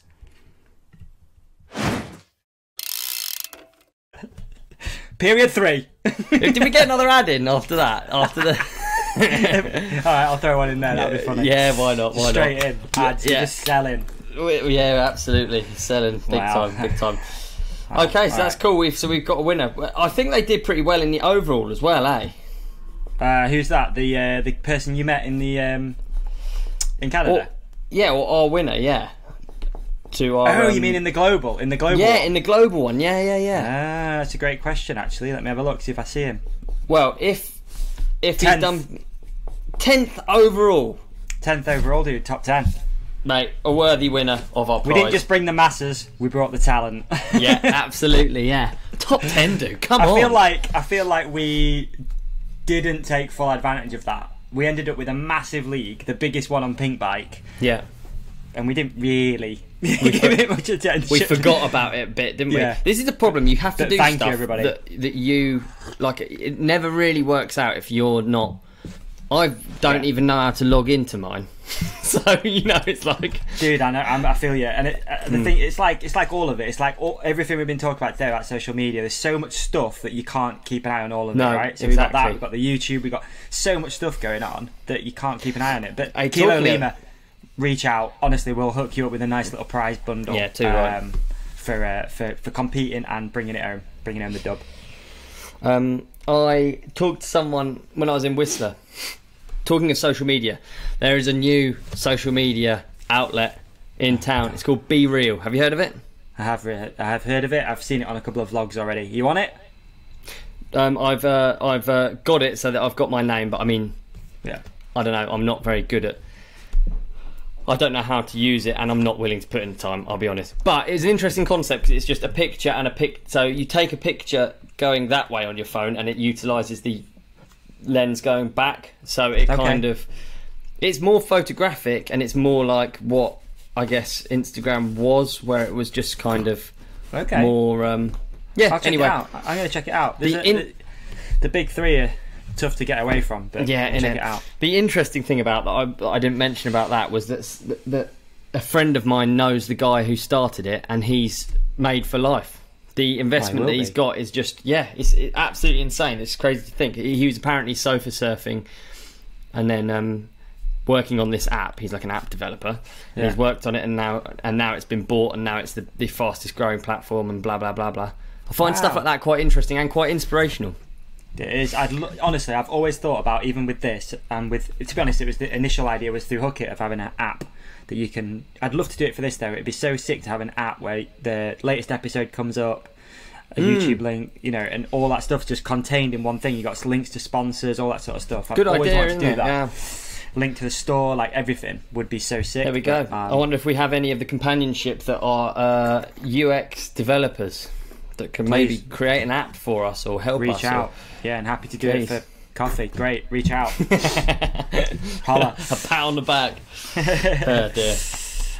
You do a quick What should we do? Quick podium pick? Oh, let's do podium. Podium picks gone down really well. Brilliant. I think so. People engage with that one, which is good, and I like that. So I got a topic. Apparently, it's my first, yes, so you do. Okay, brilliant. I got a quick topic. It's one that hopefully is going to be a bit divisive. So this week's podium pick is our top 3 crisp flavours. And with that, I'm going to add a preface that it's also got to be the variety of crisp, not just the flavour. So we're going to go with like the make, the model, the year if it's in there. And so for people who don't know how to play, comment below your podium picks. Number 1, 2, and 3 favourite crisps of all time. Chris, for a good one. They are a really good one. Am I going up? Can I go? I think this is going to go down. Yeah, I think people are going to really like this one. All right, go for it. You can go first, of course. Shall I go first? Yep, if you want. Top 3. Pop chips, barbecue flavour in the bronze position. I have that with hummus very regularly. I really like pop chips, the barbecue one. Do you know the one I mean? I don't know what pop chips are. So they're like have a quick Google. Yeah, you will know. I think you will know what I mean. They basically just it makes you feel like you're not that unhealthy. They're the ones where you pick up the bag and it feels like they're empty. Yes. Like a yeah, quaver. Exactly. Yeah, exactly. Okay. All right. Yeah, I see them. I've seen these things around. Yeah. I'd never pick them up in the supermarket because I'd take the weight. I'd be like, oh, not many calories in this one. I absolutely hear you, but they're really good. They're very flavoursome, and also because they're so light, I'm not afraid of nailing a whole pot of hummus just to myself. Right, with the pop chips, and it looks like they're a great size and a great scooping sort of vibe for the hummus. They are very good for that. Yeah, and sometimes that has to be in contention. You have to think about that stuff, don't you, when it comes to your crisp choices? You are right. In number 2, I'm gonna this one's a throwback. It's gonna be the Space Raiders. They're called Space Raiders, aren't they? When they were 10p. What are they now? What do you reckon they are now? Let's look it up. Space Raiders. I've not seen them for ages. So Space Raiders, obviously the pickled onion flavour. These literally taste like polystyrene. They taste really awful. They're not nice, but they just remind me of a period of life. Oh, dude, they're 30p now. They used to be 10p. Wow, a box of 36 is £14 on Amazon. That's all right. How does that work? Is it? Yeah. It looks like it says new bigger pack 30p on that picture. That it's like a one that's being sold. They were the ultimate mid-ride snack when I was a youth. Were they? You were cruising around to various BMX tracks and dirt jumps, and you stopped by the shop. You had £2 in your pocket. You get yourself 20 bags of crisps. Yeah. Maybe mix it up with a Tazo. They're all air, aren't they? They're all air. That's a good one, man. That is a good one, isn't it? And I've got number 1 for me. It was pretty easy actually. I like density in crisps, and I like mad flavours, spelt FLAVAS. And knickknacks to me are unrivaled. A knickknack is very dense. It's small. Yeah. And the flavours are. You could only describe them as mad. They are mental. A set of orange knickknacks. They've got saucy. They've got cheesy one. I'm going with the classic orange knickknacks. That to me is unrivaled. I never have thought of those 3 picks. Honestly, you've come at it from total left field for me. They are 3 snacks that I would never purchase from a shop. But what I like about it is they're all sleepers. The knickknack. If someone gives you a bag of knickknacks at the end of the day when you've been working hard, you know you're going to demolish that bag, and it's going to taste good, and you're going to be thinking of all the times over the years that you've had knick-knacks. Interestingly, my 3rd place and my 2nd place are largely made up of air. Like you pointed out, they're very lightweight. They're both kind of quite. They could be seen as underwhelming. The knickknacks, on the other hand, it's like you're putting like some sort of space mineral in your mouth. What they are? Like what it's is so a knick-knack? dense? It's like they might be plutonium or something from They're like scraps, aren't they? Like from chip shop when you get scraps. I think you mine knickknacks from. I don't think they're cooked. I think they're mined. They're actually a naturally occurring mineral. It's from the bottom of where they make all the other crisps. It's like the residue on the bottom. I think that's what knickknacks is. I think it is drip tray, isn't it? It's the drip tray. Yeah, it is a drip tray. Right, let's hear yours. You've obviously when it's your pick for the podium picks. I feel like you got a head start, haven't you? I'm hyped. Oh to yeah, hear you've got a yours. head start. You've got a head start, and that's what I like about podium picks. It's arguably my favourite. It's really good, segment we've ever done. Actually, I quite like it. All right, in at number 3 for me. Again, sleeper. Never usually pick it up, but if you got it, I'm gonna love it. It's gonna be the Flaming Hot Monster Munch. Nice. Yeah, the purples they are. Red? Or are they purple? Maybe red. Okay. Purple's pickled onion. Maybe, I don't know. Okay. Yeah, I think it's red. Flaming Hot Monster Munch. Monster Munch. Yes, dude. That's good. Yeah. You get some density with those, I feel like, a little bit. It's a little bit of both. It's kind of in the middle of a knick-knack and a space, isn't it? Yeah. So Flaming Hot Monster Munch. In at number 2 is going to be... I love this game. In at number 2 for me is going to be... It's got to be the Ruffles. So it's tough to find in the UK. It's got to be Ruffles. What's a ruffle? Ruffle is like a ridged... I love a ridged potato chip with all the little lines along the side of it. Ruffles I think it gives crisps. you a better crunch. It gives you a better lasting time on the tongue from the Ruffle. All right, yeah. So it's going to be Ruffles, sour cream and chive. There you go. See, I don't even know them. I wouldn't have known them. They're American, are they? They are, but you can find them in the UK sometimes. The reason I brought it up is because they had them in Greece, and I smashed a bag of Ruffles, sour cream and chive. Nice. And it brought back memories, which is where this segment came from. You know, the there you go. Yeah. crisp flavours. Absolutely. All right. In at number 1, it's going to be it's a fan favourite. It can't be beaten, in my opinion. It's got to be salt and vinegar Pringles, because we've all shared a box of Pringles on the sofa, and Pringles brings up a little bit of anxiety when you're eating Pringles because you're trying to get in there, you're trying to beat the other person into the tube. Yeah, the tube fucks me off. As far as packaging go, that really fucks me off. Does it? It does. And I love Pringles, but the tube fucks me off. It must fuck other people off. How many you can stack, you're doing that, you're like, can I get to 10? Can I get 10 Pringles in? Yeah. You ever played a game the salt and vinegar aspect on your hands. The salt and vinegar Pringles are strong, aren't they? And the salt and vinegar where it goes in your cuts on your hands. Oof. That's true. No, fantastic pick, can't beat a box of Pringles sometimes as a sleeper. You're right. Yeah. Pringles are really good. What did they used to have in them? That they used to have something in them. Was it what, in the box? Yeah, Scorpion. No, they used to have something that was addictive. Let me look. Oh, is it? Because I think really. Was it MSG? I think MSG is in probably a lot of things. From what I understand with snacks like this that we're talking about, is they're so like nutrition void that your body doesn't know when to stop eating them. Especially so, Pringles just keeps giving you that hitter. You just like keep going, because your body isn't getting anything that it recognizes as food. Yeah. Pringles have MSG in. Yeah. Oh, there you go. So once you pop, you just can't stop. How many people are going to go and buy a box of Pringles after listening to this episode? Yeah. It's going to be hard to walk past the box of Pringles. I'd be up for Pringles now you've said it. I would. Yeah, I'm up for Pringles tonight, dude. We'll see. I might go treat myself. Other ones that I felt could have been mentioned are the salt and shakes. Honourable mention, we call this. Yeah, honourable mention. Yeah, honourable Okay. mention to the salt and shake, because there's something fantastic about manually salting some potato chips. Yeah, isn't there, That's a good one. That's a good one. And I think when you're doing this, especially with crisp flavours, you have to think about what's good on a sandwich.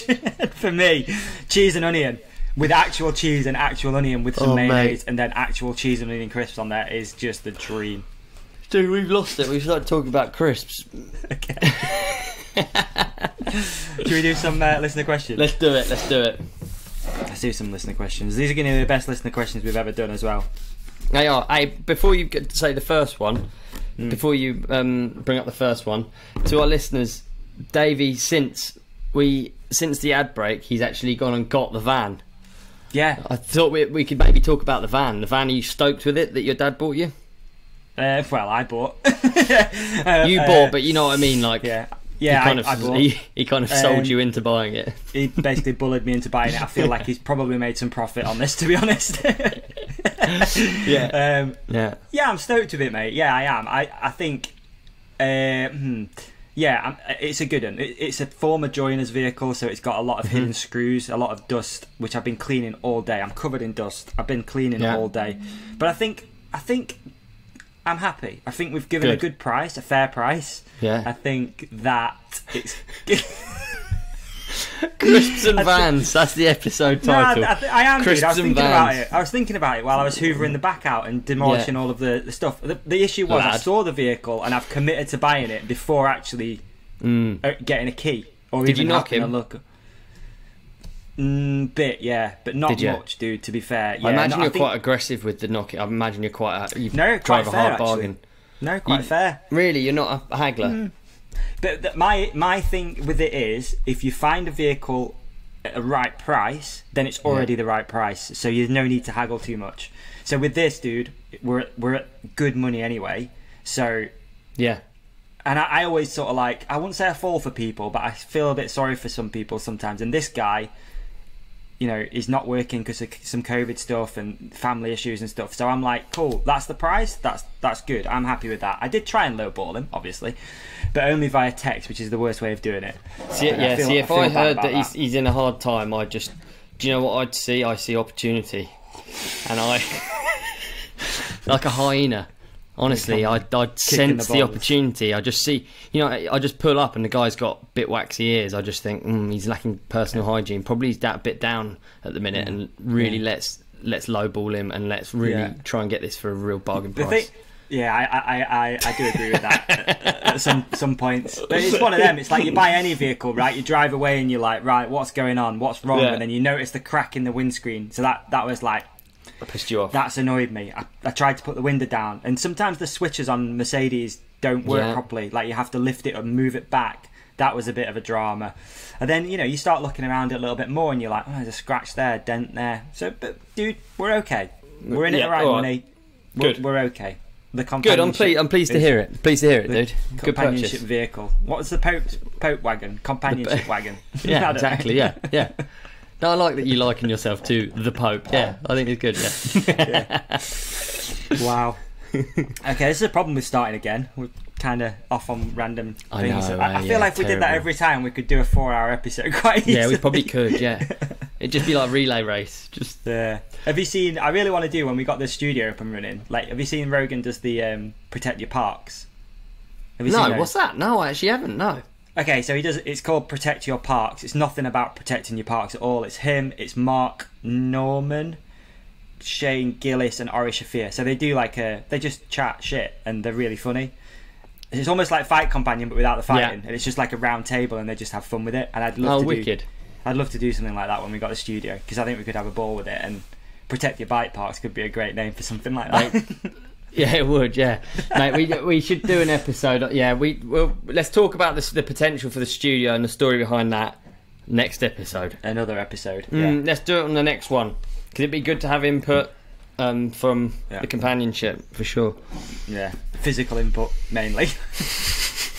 Monetary input. Please, financial. Exactly. Let's do some listener questions, man. During a work party. Alright, listener questions. Let's get into it. Okay. Oh, God, I'm sweating. Okay, this is a good one, actually, to get straight into. So we're going to... Where is it? I saw it before. Sorry. Don't be. Okay, Sideways Sam. Summer is over. When and where is the Christmas ride? Now, Sideways Sam was, of course, the star of the show on the last Christmas ride. Yeah, a VIP at this year's Christmas ride. He's a VIP at this year's, yeah. He definitely is. He brings the hype.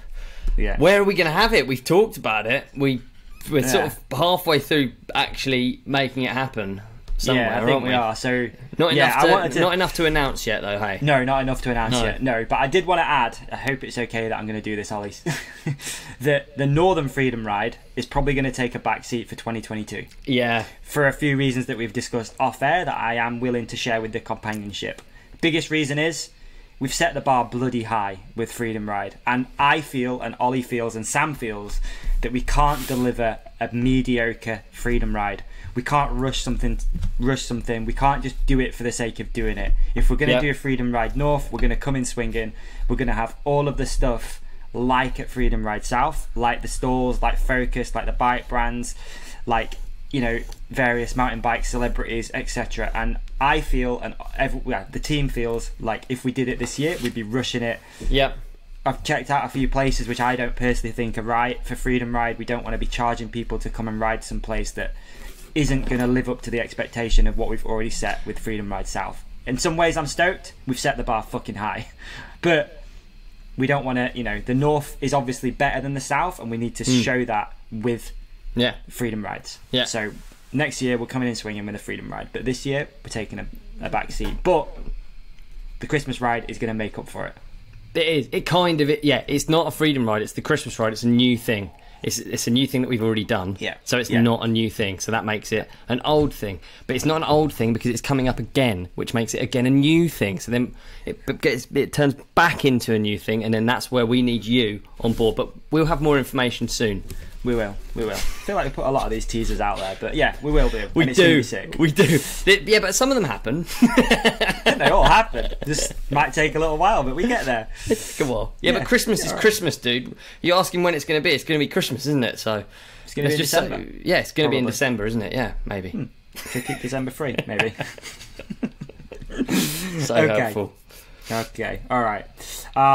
What we got to talk about here? What we got.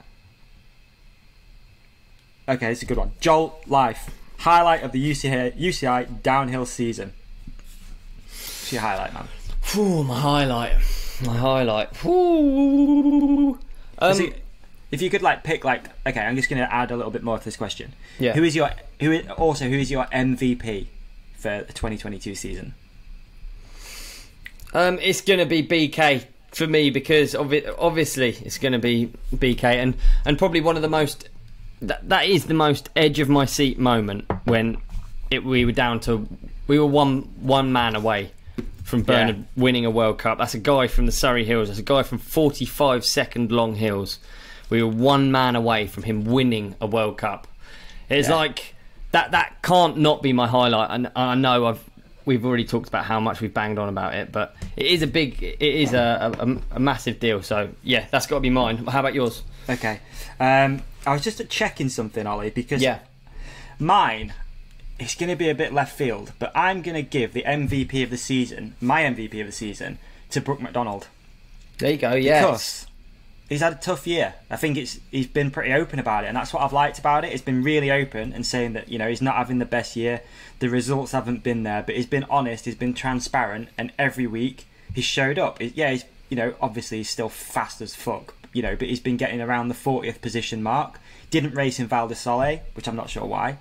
But just shout out to Brooke, because it's Brooke McDonald, he's a bulldog. He's been through so much shit, with being injured and stuff like that, to come back, to be out there doing what he does anyway. So my MVP is Brooke McDonald. Sick. Like it. I'd love to hear from the companionship. Who's your MVP of the 2022 season and why? Leave a comment below or just hit us up so we can share it through socials. Boom. I think you also have to mention Jackson. I think that's a good one. Yeah, I mean the juniors this year I've paid attention to more than ever, and it is just because of the time differences. Normally, if the time difference is, you can't help but compare it. But the time difference isn't normally this close, and sometimes close the other way. So I think the Jackson and the rest of the juniors are really killing it this year. So. It's a good one. I like it. It's a good one. Yeah, a few MVPs there, dude, for sure. Good season. Good season. At the Duke 77. Yo, is there anything you wished would come back into fashion? Back into fashion. See, I'm a bit unaware, a tiny bit. How about V8s? I'm sick of this whizzy iPad car stuff coming past. The pedals. I want a good old-fashioned V8 internal combustion engine. Okay, that's a good one. Yeah, that's a good one. I like that. I'm gonna say teletext. Nice. Yeah, it's really nice. Teletext was a hoot, wasn't it? Oh, wasn't it a hoot? Couldn't think of anything else. It's a difficult question, isn't it? Yeah. I think I'm guessing with Mark, we've been on the ball with what he does, fashion, culture. He's arguably one of the most cultured listeners that we've got. He means fashion, and I'm struggling. to be honest. I've never been that fashion guy, so it's hard to say like what I think could come back into fashion. What about when people? Do you remember when people used to put? Yeah. I bet there's a few people out there with tribal tattoos also wishing they could. I was going to say iced tips. So you know when people get like the hair, like yeah. Do you remember that? Yeah, of course, man. Jeremy McGrath used to run those iced tips. Yeah, that was a good one actually. That's a good one. And the goatee, the ice tip and a goatee. Oh, nice. That's a good one. That's a good one. Popper trousers. They were great. Like they're the shit actually. Yeah, poppers trousers are nice. Off in bed, done. Yeah, difficult though. You know, I mean, probably amounts of indecent exposure. Counts of indecent exposure probably do go up when popper trousers are in fashion. So you probably do get, you know, those fringe characters that might expose themselves to you are that little bit more likely to expose themselves if they've got the popper trousers and they get the satisfaction of hearing all of the and then their genitalia on show in the public. So that is the one thing that might go up. One negative, perhaps. Definitely used to happen at school when they were in fashion. People would just walk past exposure. Expose the genitalia. Yeah. I can't remember what that guy's called from that film. The stripper. Magic Mike. You went to school with Magic Mike? Oh dear. Alright. Wow. Charlie Wilson 15. Places you'd like to see a downhill World Cup. Ooh. It's a good one. Here's a great one. I mean, I loved there was the Japanese World Cup. I always just thought how cool it is to go to another part of the world that you don't initially think of as a mountain biking spot necessarily. Not that it isn't. Like, I mean, when I went over to Japan, it was some of the loamiest mountains I've ever been on because they're like deciduous trees. They're not all... They have a lot of deciduous trees quite high up. I don't know why. Why is that? Why is Japan... would you say Japan is famous for deciduous trees? I mean, you're going to have to tell me what deciduous means first for me to even comment on that. They are the... Otherwise, I'll just smile and nod. So, you're used to high alpine or ski movies particularly being like evergreen trees, right? Pine trees that don't shed necessarily their leaves. Deciduous is like broadleaf trees like we have largely here in Surrey particularly. So that's why it makes for loam, because loam is just leaves broken down. So they have those in Japan? Up on mountains? Well, do you know what? I might have made that up, but I swear the Japanese like sections on snowboard videos would always be through forests, and they would be trees with no leaves on, and they wouldn't be pine trees, and it always struck me they looked amazing. I remember the 51 guys put a video out a few years ago riding like super loamy Japanese stuff. Loamy, I reckon they've got some loam out there. Japan, there you go, that's my one. That's a good one. I'm gonna go with Hawaii. Nice. Just because I think they bring a vibe to it as well. They bring a nice vibe. That's what it needs, doesn't it? Like that sort of like... They bring culture, it bring like just a vibe to the World Cup, which I think would be really cool. And why not? Yeah, absolutely. I think it'd actually be a really cool thing to take to like poorer countries as well. Because, I mean, it's difficult because they need ski lifts, I guess. I guess we're all just bound by the... Did you know, I was thinking about it a lot while I've been on holiday in Kefalonia. There's not much mountain biking on that island. And yet it's really mountainous, and the biggest mountain is bigger than Fort William. Yeah, crazy, isn't it? Yeah, crazy. It's right there. It looks like it'd be amazing for them. It's probably rockier than Fort William, isn't it? Yeah, it's rocky, but it's really green as well. Like it's super. Oh, is it? Yeah, super green, which is crazy because they get loads of rain through the winter, so it gets really. Yeah, there you go. Super green. You wouldn't think it, but it's super green. No, I think of Greece as quite arid. Yeah, quite like rocky. Until we went on this trip, and then we went round a cord, and you're like, "What the fuck?" It's like we're in Canada. It's all fir trees. Oh wow, wicked. Yeah, beautiful. Stop banging on about your holiday now. Okay, now. Jesus, Johnny Holiday. I know. Dan's stuff. Do you ever have days riding when it just seems you can't even get the simple things right? My dude, yesterday I went for an e-bike on my own. Already I was like, fuck, I can't get anyone to go out with me. It feels that way sometimes. It feels like everyone's growing up and you just have to go out on your own. I had like a 30-mile-an-hour crash on my own in the woods. Front went over a turn. Honestly, it was like the fastest section of track. My bar's bent on the steerer. So yeah, absolutely, yeah. I just lay down on the floor. There's something weird about that. Like, I knew I wasn't hurt, thankfully, because I live in a loamy spot. I wasn't I could hear that no one was coming, so I just stayed down. I never would normally. I'd get straight up and get out of the track. Really weird like that. Even if it's not important to get out of the way, I have to get out of the way. Yeah. But then I feel like I chilled out.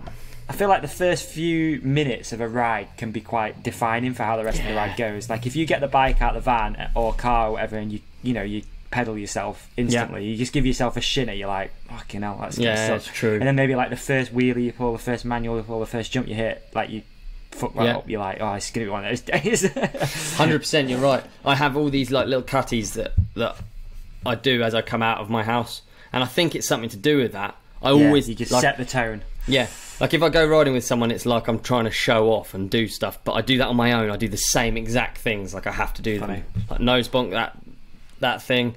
Hit a left-hander there. Like, I could point out exactly which things they are on my ride. That's funny. I think I do something similar to that actually if I ride from home. There's like a few bits that you're like, I reckon that's the setup, isn't it? That is the setup. Yeah, there you go. Good one. Great answer. So yeah, absolutely. Jack Wellesley, my only bike is my e-bike. However, I have a huge hankering, which I think means he wants, for a Focus Jam. Do I swap over? So we've got the one bike garage question. Is that what he's talking? He's saying garage question. He's saying I've got an e-bike, but I kind of want a non-e-bike, but we only have room for one. Or is it only have money for one? Or what do you reckon the deal is? I reckon it's probably going to have. I don't want to comment on this on Jack's financial position. Yeah. But let's just say it's money, because it's a lot of money. Yeah, there you go. And what is that you're displaying there, Ollie? This is the Focus Jam. I just thought I'd display it for a bit. It's actually not mine. Please. You should wear it around your neck. It's actually not mine. It's actually Neil's. Oh, there you go. But they're fantastic bikes. So, to me, it's a difficult one to answer, because there's no real answer, is there? I think there isn't one. You what, sorry? I think there is an answer. Go on, what's your answer? Jam Squared.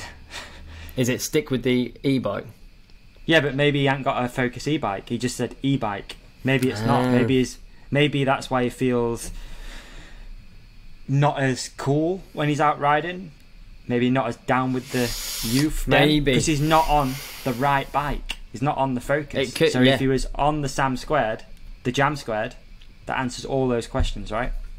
It does. You are quite right. It does. It's a difficult one to answer. I mean, has he ridden... there's too many T's and C's. For me, a e-bike doesn't replace a normal bike. Okay. But then an e-bike during the winter is a fantastic thing to have. Yeah, seasonal bike for sure. Yeah, and arguably in the winter I do actually spend more time behind e-bike bars than I do behind my own. So... There you go. Love to hear more, Jack. Reach out. Let's hear from you. Yeah, let's hear more. Let's get some T's and C's from Jack. That's what we need, dude. Some context, yeah. Yeah. We got Bilby, question about Freedom Ride North, which hopefully we just answered. Yeah. Okay, 7, Carl Brooks 7. If it's not Rob Warner presenting the World Cup next year, who would you like to see instead? A very, very difficult question. I mean, I can't think of anyone off the top of my head that would do the job that he does. I don't know. I don't know either. I tell you, he did a great job though. Just to give a shout out, Matt Jones commentated District Didn't Ride. he? I was going to say the exact same thing. Fucking good, eh? I've only watched the highlights, but yeah, killed it. I messaged him and said that because he brings insight. He's obviously super knowledgeable. Yeah, boom. Brilliant. Yeah. No, he's excellent, isn't he? It's the importance of having some like kind of angle or context to your expertise as well is important. Yeah. It's like you can't just get no, it's going to be tough, dude. I don't Paddy know. McGuinness to do it. I don't know how you do it. No. It's so difficult, isn't it? Yeah. Dare say it's probably not going to be a Red Bull athlete, but who knows? Who knows? Who knows? Who knows? It's been interesting. Did you see all the stuff about the Riders Union? That's quite interesting. I think we should probably try and talk about that. Let's talk about that next week. Setting up a Riders Union. They've actually got something in place now, which is really interesting. But yeah, it'd be interesting to see. I don't know. Who do people think would do a good job? I know people have been mentioning Cathro's name a little bit. I've seen that banded around online a little bit. I haven't heard Cathro I haven't heard him commentate. Good presenter. Yeah, absolutely. Live commentary's got to be a really difficult thing to do, though. You've got to be able to reel off facts. You've got to be able to also know when to not fill the space with your voice. You know what I mean? You've got to be confident in what you say. Art Ekman. Remember Art Ekman? No. He used to commentate the Supercross. Oh, did he? No, I don't remember. Jeff Emmett. Bring Art Ekman back. Bring Jeff in. Why not? Yeah, get Jeff in. Get Jeff in.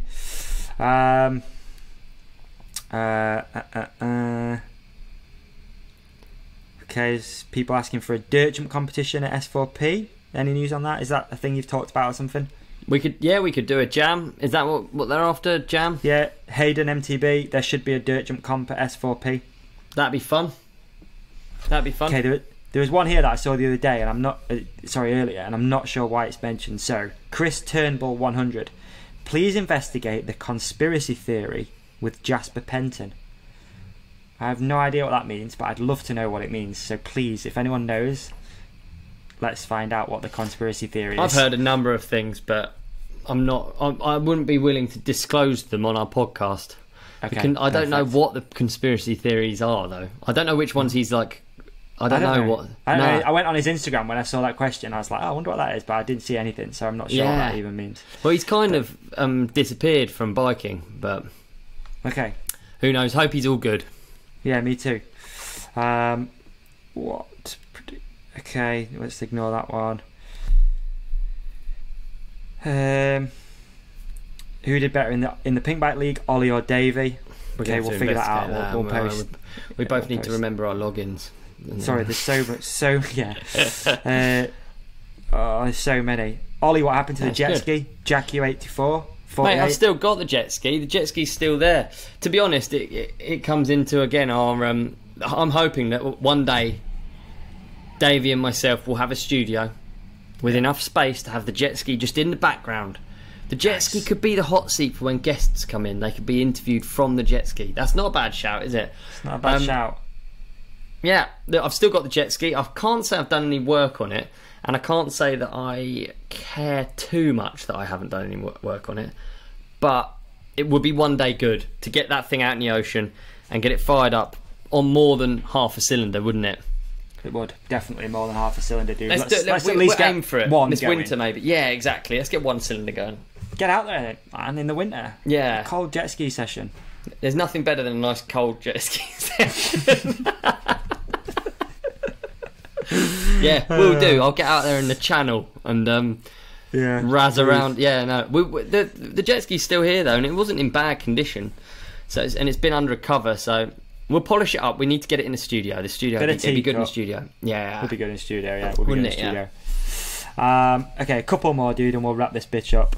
2-1 racing. If you 2-1 racing. If you could choose the next PM, Prime Minister, who on earth would it be, and what's their main policy? That's a great question. Next Prime Minister, what's the main? I feel like we need someone who's just a no bullshit kind of guy. I'm gonna go, and I know 2-1 would appreciate this, so I'm gonna go. Jocko Willink would make a great Prime Minister. He'd come in swinging. Nice. Take your names. And their main policy is literally discipline equals freedom. There you go. Yeah, done. An American Marine, was he? I believe so. As our Prime Minister of... I find it too difficult because I feel like if you pick someone that you like, then the likelihood is they have to make such crappy decisions, and they realistically don't have all that much control, that if it's someone you like, then you end up not liking them anyway. So true. Jason Donovan would be good. Jason Donovan, yes. Can that be my one? Jason Donovan. Perfect. You know he'd be great at it. He'd be great. He'd be kind, wouldn't he? He'd be thoughtful, he'd be kind. He'd be awake. Jason Donovan. Yeah. In a Technicolor Dreamcoat. Yes, exactly. Nice. Technicolor Dreamcoat. Yeah. Okay. Matty Baker, 1985. Any tips for not being I'll not say the word. Any tips for not being very good at fast and loose pebbly sections? Let's ask the pro biker. Oh, Ollie, I know. Any tips for fast and loose pebbly sections? Brake a bit earlier. Okay. Brake a bit earlier. Stay straight. Heels down.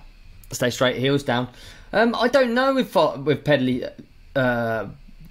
pebbly sections because I don't really encounter them. I'll be honest. I went out riding yesterday, dude. I went out riding the Surrey Hills. It's rained, mate. It's the first of the hero dirt, and honestly, I felt so good at biking. Oh, nice. Do you know what I mean? When you go on a ride and you just think, dude, I am actually James Stewart. Like, it was just the dirt. It is the hero dirt effect. It is the effect of hero dirt. Nice. And when it's newly watered, oh my, I had such a time. Me, Deeks and Seb went out on Ebes. We went on a whole day Ebe experience in Eco. Full battery. Yeah, full 720 battery.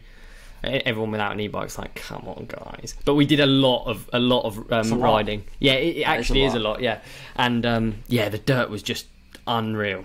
Made you just feel like such a gangster. Yeah. So, and I feel like rocks and pebbles don't make you feel like a gangster. But when I went to that Ride Southern Spain spot, I got into it there. I'll be honest, I did. During the week, I got really into it, and it almost. I tell you what, that's not a bad shout. They're going to get a free advert here, but that's a cheap holiday, and you will be, by the end of it, better than you are now at riding rocks. There you go. That's a great one. And you also, brought it back round, Ollie. Brought it back round. I just want to add, I know you've got a lot going on at the moment, but the fact that you're just out biking a lot is really cool. So good on you, man. You're a great ambassador for what we do here with this thing. The fact that you've got so much going on, but no doubt we'll talk about in the future. You've got a lot happening. But yet you're still finding time to ride your bike. You've got to find time to ride your bike, haven't you? You've got to. It's amazing. Really, really, really good. I think that's it, innit? I think that's it. We've had a lovely episode. It's been good to be back. And next week we're going to be back in the routine of things. We're going to be swinging again next week. Yeah, hopefully. I'm going to get my notes back. You know what I mean? I enjoyed this one. I enjoy a little two-parter. I enjoy it. It's like a catch-up. Yeah, it's good. Three-parter. Yeah, good three-parter. Yeah. And also... more somber note, but it's got to be said, I think we should dedicate this episode to Rab Wardell. Yeah, good plan actually. I did actually have that in my notes, but you sort of don't know how to tackle those things. We'll just dedicate this to Rab Wardell. For what that's worth, there'll be a thing at the end of the podcast. So yeah, that's it, and that's that. Thank you everyone for listening. We appreciate you. Please, if you don't already, like, subscribe. Shoot the podcast a share. The only reason this thing does what it does is because we've got the companionship out there representing. We've got merch on the way as well. We'll be dropping some fresh merch mid-month. We got pre-ride roast being restocked, so keep an eye on the website. And we're working on some stuff behind the scenes to drop ASAP. But again, thank you to everyone. Don't forget, wherever you're listening, please leave a review. It really helps the show. And we couldn't be doing this again without you guys, so thank you. Absolutely, big ups. And last but not least, send your videos, conundrums, problems, questions to the number below. Yes, and I will charge the phone and turn it on. The hotline will be back up and running. The hotline isn't hot at the moment. Dude. It's cold. It's a cold line. It's a really cold hotline next week. It's going to be hot. It's lukewarm now because we thought about it. Oh yeah, you can hear me in the drawer. It's like, ooh. Yeah, it's ready. It's ready. Messages. It's going to be good. Yeah. All right. Peace and love, everyone. Tiny hugs, big kisses. Peace. Nice one, dude.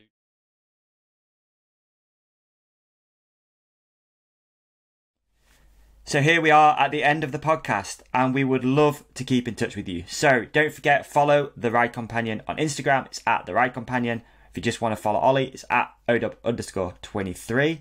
And of course, here are some clips that we think you might like. And up there, you can subscribe to the channel. We'd appreciate it. We appreciate you. Thanks for watching or listening. Have a great one.